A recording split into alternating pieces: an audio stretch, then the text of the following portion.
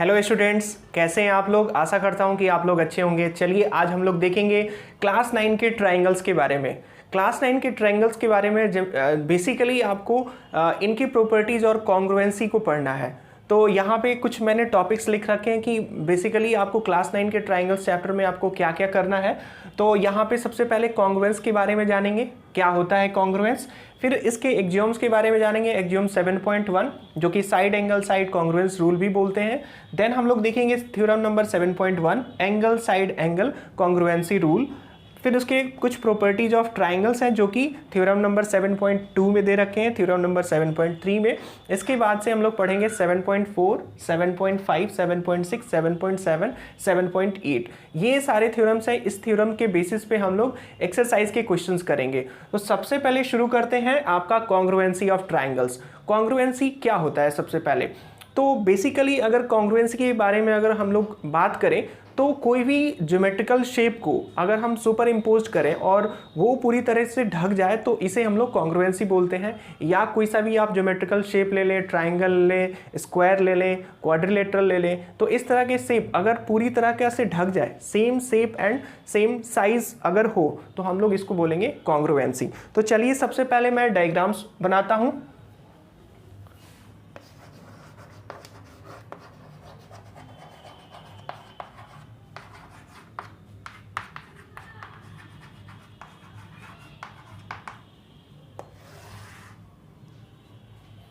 Congruency of triangles में सबसे पहले ट्रायंगल से पहले मैं कॉन्ग्रुएंस ऑफ लाइन सेगमेंट की बात करते हैं। तो हमारे पास यहाँ पे दो लाइन सेगमेंट में बना रहा हूँ। ये लाइन सेगमेंट आपका ए बी है और दूसरा लाइन सेगमेंट आपका सी डी है।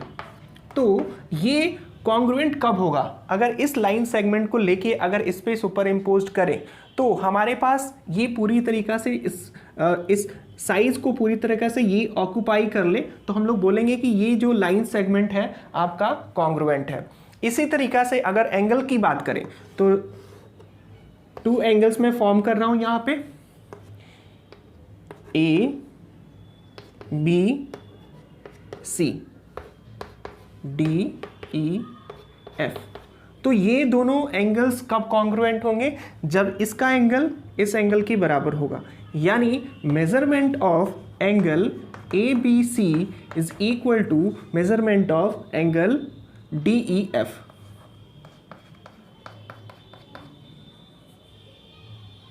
तो इस तरीका से आप देख सकते हैं कि दोनों शेप सुपर इम्पोज करना चाहिए, तभी हम इसको कॉन्ग्रुएंस बोलेंगे। इसी तरीका से मैं अगर दूसरे डायग्राम को बनाऊं, जैसे एक सर्कल ले लीजिए आप और दूसरा सर्कल फॉर्म कीजिए और सेम रेडियस के हो। सपोज यहाँ पे रेडियस का लेंथ क्या है 3 सेंटीमीटर और इसका भी क्या हो दूसरा सर्कल 3 सेंटीमीटर। तो इन दोनों शेप को हम लोग क्या बोलेंगे, कॉन्ग्रुएंस बोलेंगे। ये कॉन्ग्रुएंस को वेरीफाई कर रहा है। इसी तरीका से जब कॉन्ग्रुएंस ऑफ ट्रायंगल्स की बात करें तो क्या होगा, यहां पे देखिए मैं एक ट्रायंगल बना रहा हूं। यहां पे एक ट्रायंगल आपका ABC हो गया, दूसरा ट्रायंगल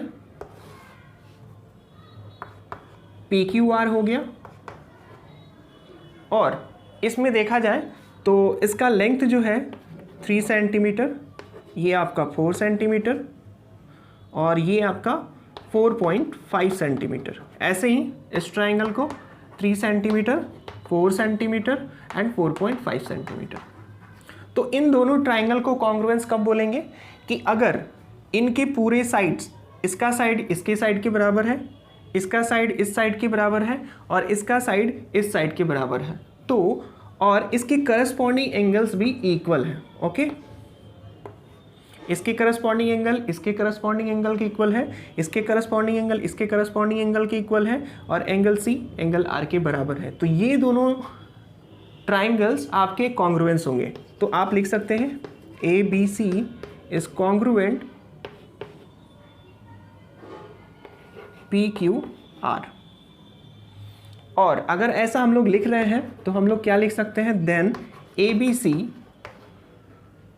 यहाँ पे ट्राइंगल का साइन भी आप लिख सकते हैं, then triangle A B C is equal to triangle P Q R. Okay. इसके साथ साथ अगर ये कॉन्ग्रुएंसी को फॉलो कर रहा है तो हम लोग क्या क्या लिख सकते हैं, A to P, B to Q, C to R।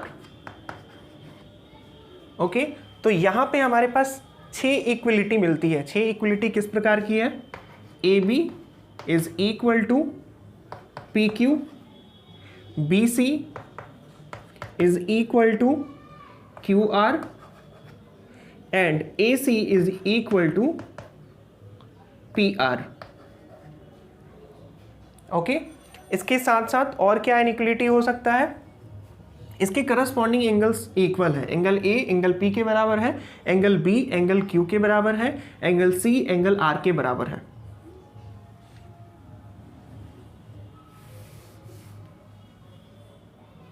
Angle A angle P के बराबर है, एंगल B एंगल Q के बराबर है, एंगल C एंगल R के बराबर है। ठीक है, तो अगर दो ट्राइंगल्स आपके कॉन्ग्रुएंट हैं तो हम लोग ऐसा बोल सकते हैं कि इसके करस्पॉन्डिंग साइड्स इक्वल है और इसके करस्पॉन्डिंग एंगल्स इक्वल है।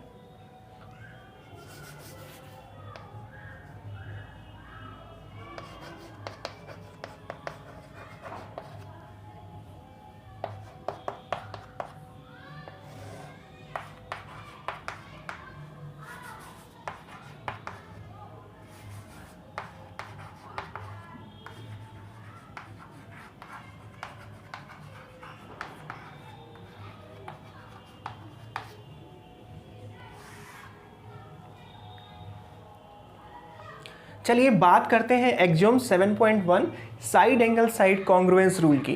तो side angle side congruence rule क्या होता है, अगर हमारे पास दो ट्राइंगल हैं, ओके, और यहाँ पे दो साइड और एक इंक्लूडेड एंगल है, जैसे ABC, ये हो गया 3 सेंटीमीटर और ये हो गया आपका 4 सेंटीमीटर, और एक इंक्लूडेड एंगल ये हमने बोल दिया 50 डिग्री, ओके, और एक अनदर ट्राइंगल PQR, इसकी लेंथ क्या है 3 सेंटीमीटर, इसका लेंथ क्या है 4 सेंटीमीटर, और इसके भी एंगल आपके क्या है 50 डिग्री है। तो ये दोनों ट्राइंगल्स क्या होंगे, कॉन्ग्रुएंट होंगे। क्यों, क्योंकि side angle side congruency rule से हम लोग ऐसा बोल सकते हैं कि ये दोनों ट्राइंगल्स कॉन्ग्रुएंट है। साइड एंगल साइड एक एक्सियोम्स है, एक ट्रू स्टेटमेंट है कि if two triangles